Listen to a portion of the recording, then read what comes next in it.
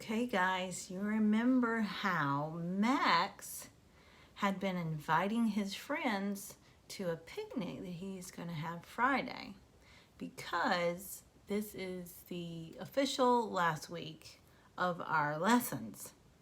Next week, I will be having some stories that I will be reading to you all each day.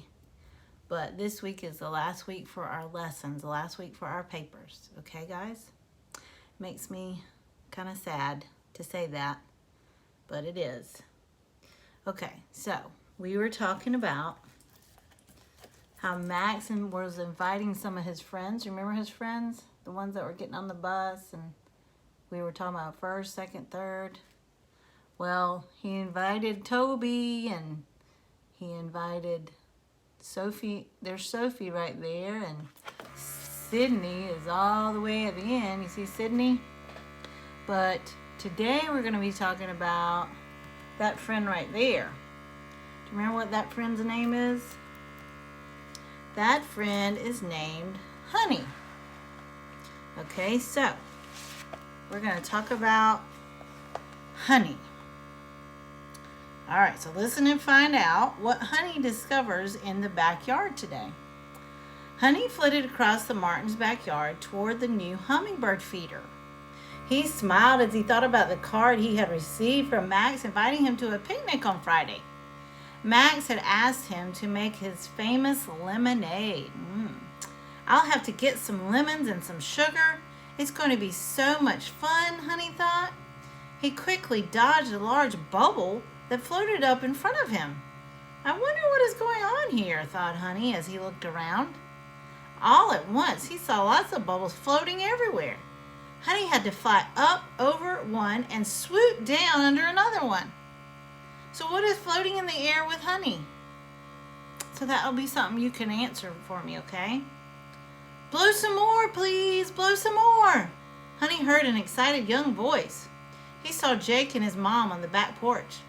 Mrs. Martin had a dish of sudsy liquid and a bowl in one hand, and in the other hand she held a bubble wand. She dipped the wand into the suds and blew. Bubbles shot out of the end of the bubble wand and floated up into the air. So that is where those things are coming from. Honey fluttered happily. Jake ran after the bubbles. Look at all of them. He touched one with his finger. Pop! It disappeared. Now it's your turn, Jake. Mrs. Martin handed the bubble wand to Jake. He dipped it into the bowl, lifted it to his mouth, and blew. But nothing happened. He blew harder.